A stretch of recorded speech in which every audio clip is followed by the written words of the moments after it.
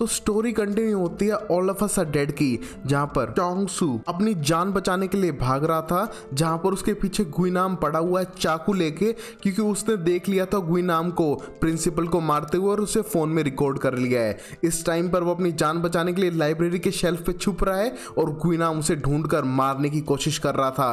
But तभी चोंग सू phone से attack करके उसकी आंख फोड़ता है और गुइनाम को गिरा देता है सीधा ज़ॉम्बीज के बीच में, जहां पर उसे काट कर वो जान से मार देते हैं। और अब वो अपनी जान बचाने के लिए भागता है इन ज़ॉम्बीज से और छुप जाता है पाइप एरिया में और उस फोन की मदद से बार बार कॉल करने की कोशिश करता है। बट तब तक गवर्नमेंट ने इस बात को बाहर फैलने से रोकने के लिए सारी सर्विसेज को बंद कर दिया है। यहाँ पर इंटरनेट, फोन कॉल अब कुछ भी नहीं चलेंगी, तो उनकी होप खो चुकी थी, जिसको सोचते हुए इमोशनल होने लगता है, ऊपर चढ़ता है और याद करता है अपनी मॉम को, ओंजो को, जो उसकी लाइफ का बहुत बड़ा पार्ट थे, जिनको सोचते उसके अंदर आती है स्ट्रेंथ और वो सीधा भागता है इन ज़ॉम्बीज के बीच से अपनी जान बचाते हुए और एक सेफ क्लासरूम के अंदर वेट करता है वहां से निकलने का। तब तक उसे कुछ आवाजें आने लगती हैं, जिससे डर के वो सतर्क था कि शायद उस पर कभी भी इन ज़ॉम्बीज का अटैक हो सकता है। वहीं सुयोग अकेला आ चुका था अपने दोस्तों के पास में, जिसको देखकर सब लोग वरीड थे क्योंकि उसके साथ चोंग सू नहीं आया था। यहाँ पर ओंजो बहुत ज्यादा इमोशनल है क्योंकि वो उसे खोना नहीं चाहती थी, वो उसका बचपन का दोस्त था। इस मोमेंट पे सुयोग का कहना था कि वो उससे अलग हो गया फोन चुराते हुए, बट शायद वो सरवाइव कर जाएगा, वो स्ट्रॉन्ग है। बट यहाँ पर सब लोगों को डर था कि ऐसा होना मुश्किल ही था। यहाँ पर उनको हेल्प करने के लिए अब तक कोई भी नहीं आया है। बहुत सारे हेलीकॉप्टर यहाँ से जाने लग रहे हैं, बट उनके लिए कोई नहीं रुका। मतलब शायद उन्हें खुद ही सरवाइव करना पड़ेगा इस प्रॉब्लम में और उनका साथ कोई नहीं देगा। यहाँ इनमें से एक हेलीकॉप्टर को हम देखते हैं जो उस पॉलिटिशियन और ओंजो के डैड को लेकर वहां से सेफ जोन में लेके जा रहा था। वहीं सुयोग और बाकी सब प्लान करते हैं कि उन्हें सरवाइव करना पड़ेगा। हम सुयोग और उसके दोस्तों को देख पाते हैं जो चोंग सू की जान बचाने के लिए ड्रोन्स का यूज करेंगे, पता लगाने के लिए कि वो कहां पर है और वो क्या सरवाइव कर पाया है।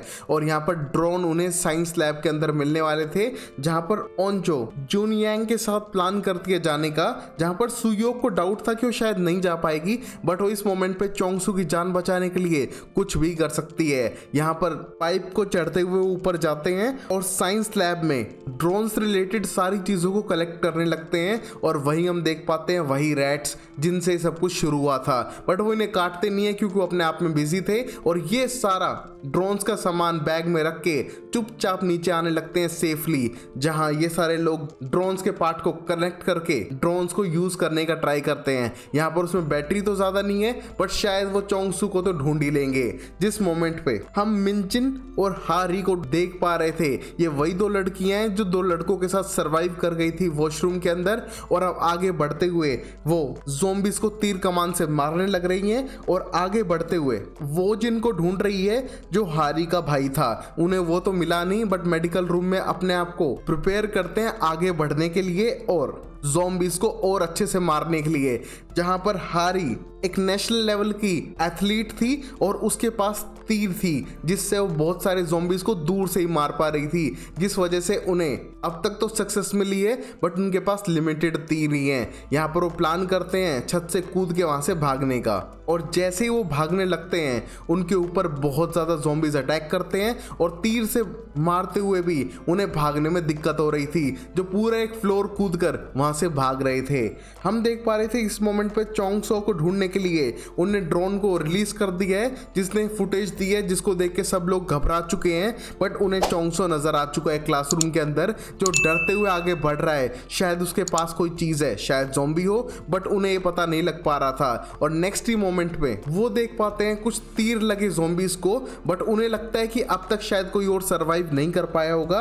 और यहाँ हारी का भाई वो जिन इमोशनल होने लगता है क्योंकि उसे पता था कि उसकी बहन आज ही अपने कंपटीशन से वापस लौटने वाली है। यहाँ वो बहुत ज़्यादा इमोशनल होने लगता है और तभी ड्रोन को सिटी की तरफ ले जाने लगते हैं और देख पाते हैं मिन जिन के फादर के ट्रक को क्रैश हुआ, जिसके अंदर उसके फादर शायद अब ज़ॉम्बी में बदल चुके हैं। और इस इमोशनल मोमेंट के बाद यहाँ पर ड्रोन की बैटरी खत्म हो चुकी है और जैसे वो नीचे गिरता है हमें नजर आता है पूरी सिटी का एक नज़ारा जहाँ पर लगभग सब कुछ खत्म हो चुका है। बट बट इस सिटी के अंदर कोप सरवाइव कर गया था उस गार्ड के साथ में जो अपनी जान बचाने के लिए यहाँ से वहां भाग रहा है और सीधा एंटर करता है चोंगसू के ही रेस्टोरेंट में जहां पर उसे एक ज़ॉम्बी बंधा हुआ मिलता है गेट से और सामने था एक बेबी जिसको देख के बहुत ज्यादा इमोशनल होकर उस बेबी की प्रोटेक्शन के लिए एग्री करता है। जहां पर गार्ड को नहीं लगता कि इस मोमेंट पे किसी बच्चे की जान भी बचानी चाहिए, खुद की जान बच जाए वो बड़ी बात है, बट यहाँ पर कोप को लगता है कि इस बच्चे की तो जान बचानी पड़ेगी।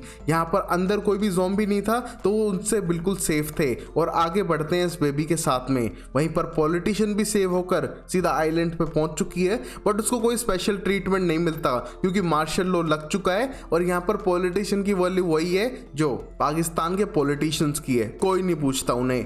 यहाँ पर उनको कोई स्पेशल ट्रीटमेंट नहीं मिल रहा है और सीधा एक नॉर्मल रूम में 12 to 72 आवर वेट करने के लिए कहा गया है। उसके बाद उनका एग्जामिनेशन होगा कि वो इन्फेक्टेड हैं क्या नहीं। जहाँ पर ओंजू के डैड बहुत ज़्यादा वरीड थे कि उसे यहाँ पर सेफ प्लेस पे नहीं रहना है, उसे अपनी बेटी ओंजू की जान बचानी होगी।